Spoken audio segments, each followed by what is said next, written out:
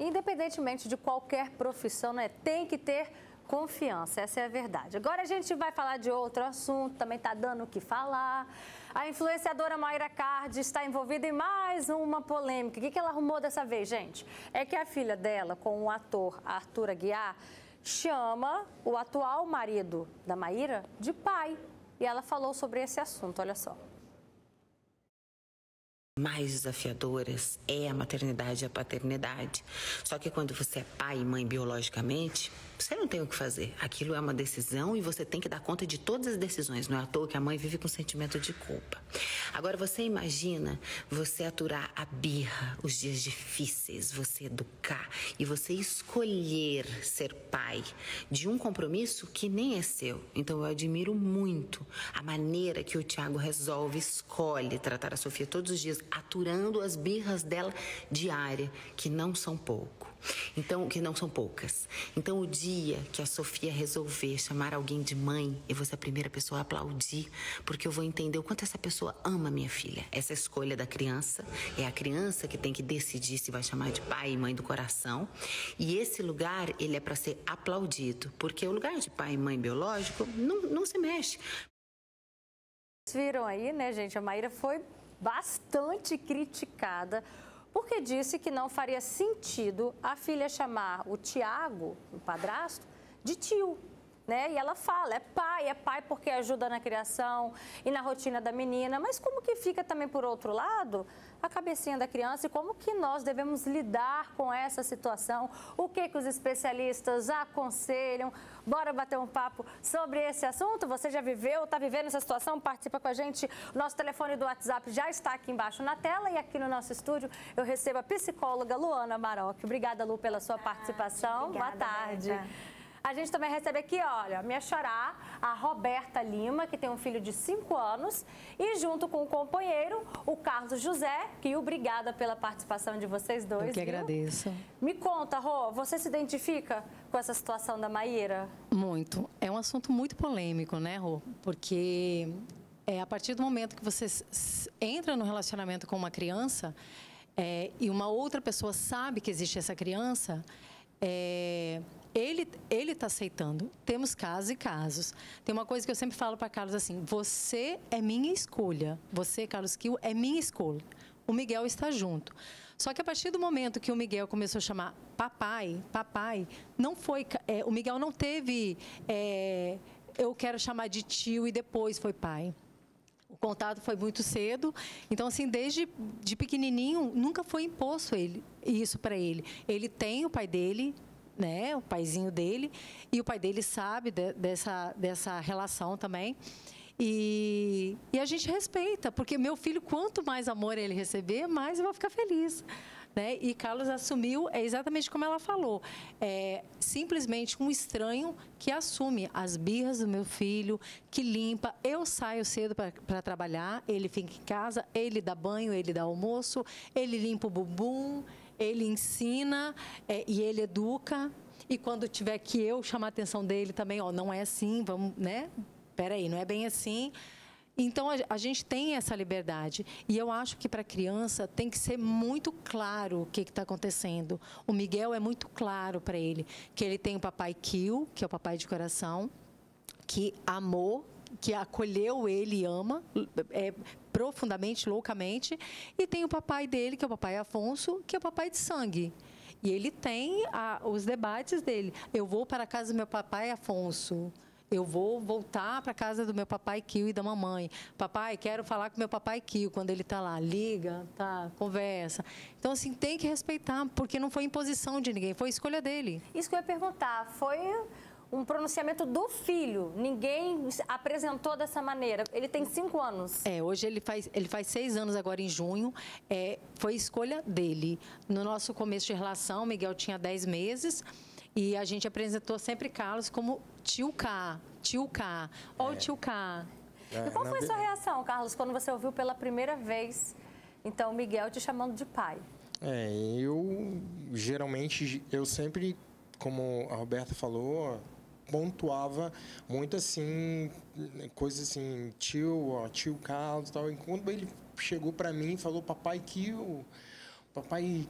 E aí eu fiquei assim, sem reação, eu fiquei muito feliz, logicamente, mas não foi uma coisa totalmente imposta ali, sempre eu respeitando, né, falando que eu era titio, só que do nada ele falou papai e ficou papai e já era esse papai até hoje.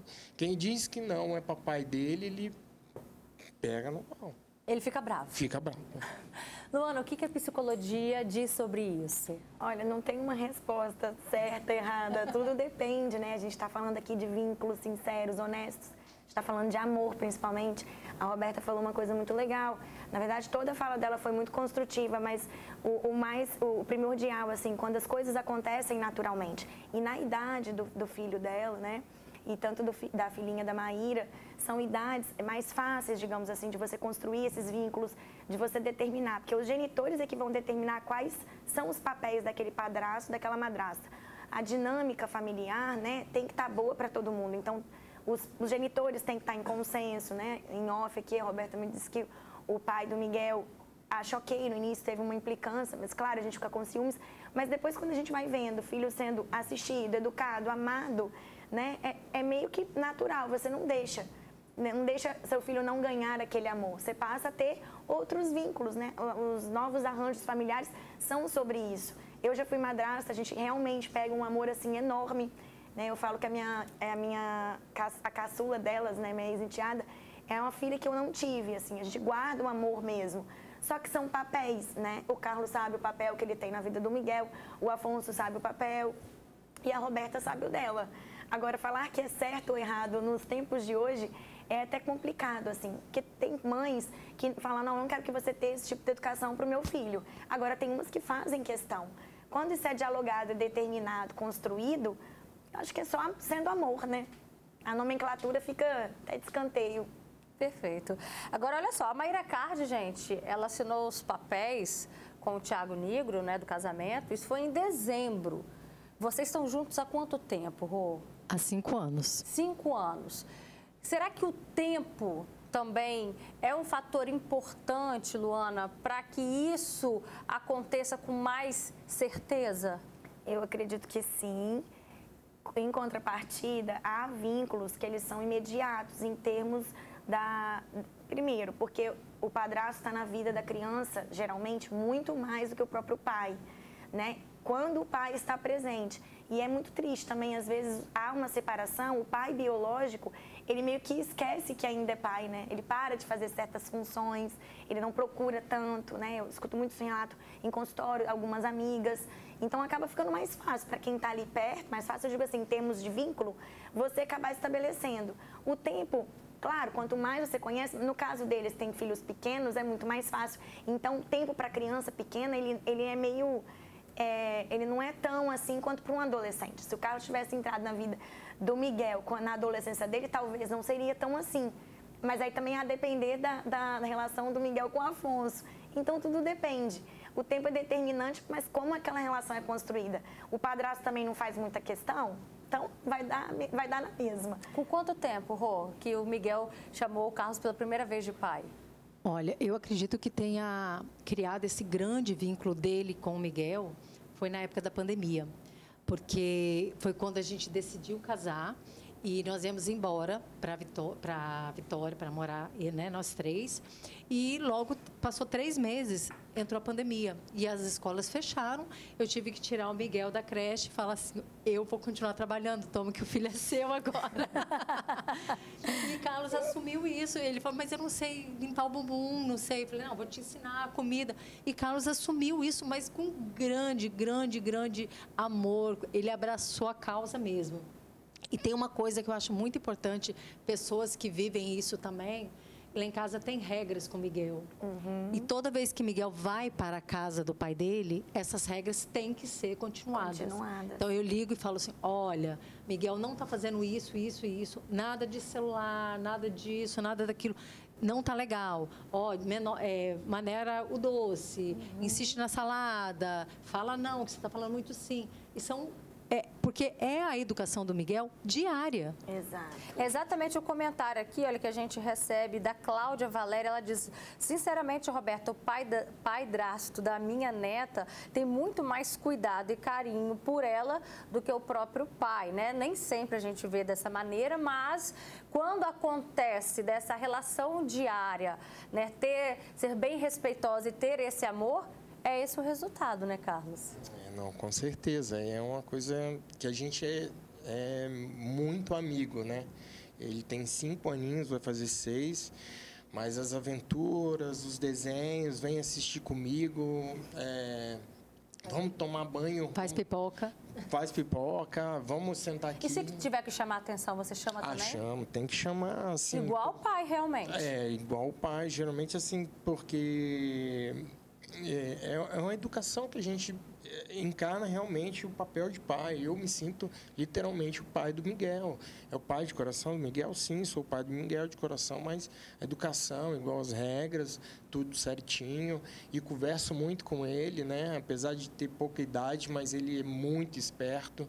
E a gente tem uma sintonia muito bacana. E Rô, a pergunta que não quer calar: se fosse o contrário, né? Não sei se já passou por isso, você aceitaria, numa boa, o seu filho chamar uma outra mulher de mãe? Então, Rô, o que acontece é o seguinte, para Miguel chamar Carlos de pai, ele teve uma convivência diária. Então, eu falo muito para Miguel, porque o Miguel já me fez essa pergunta. Porque o pai dele agora tem uma namorada, ele perguntou: e eu vou poder ter uma outra mãe?